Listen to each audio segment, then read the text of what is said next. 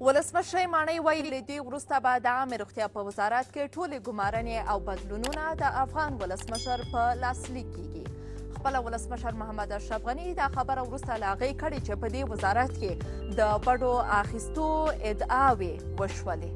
ولسمشر محمد اشرف غني تېر ماښام دې وزارت ته تللی و او ویل یې چې د عامې روغتیا په وزارت کې رامنځته شوی وضعیت ټولو ته سپکاوی دی. د ولسمشر محمد اشرف غني په خبره دا ځل به دې وزارت ته بې پرې مسلکي او غیر سیاسي کس د سرپرست په توګه وټاکي. خو د کرونا وایرس د خپرېدو له کبله په دې رامنځته شوو سختو حالاتو کې دې وزارت لپاره د بې پرې او مسلکي کس ټاکل به څومره مهم وي.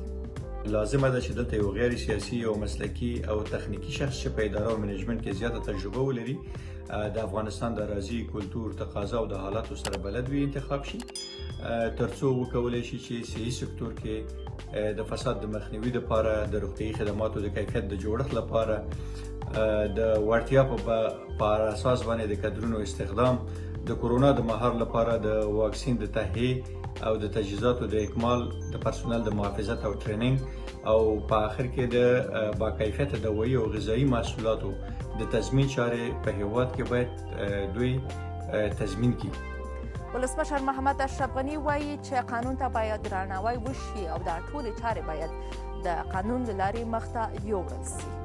تېر ماښام د وزارت ته د ولسمشر محمد اشرف غني له تګ نه څو ساعته مخکې د چارو ادارې ویلي وو چې د روغتیا وزیر استعفا منل شوې، خو خپله احمد جواد عثماني وایي چې استعفا یې نه ده ورکړې. دا ناندرۍ وروسته له هغې مخې ته شوې چې د افغانستان لویې څارنوالۍ 2 ورځې مخکې ویلي وو چې د عامې روغتیا وزیر د 2 خپلوانو په ګډون د دې وزارت 4 کارکوونکي د بډو اخیستو په تور نیولي دي.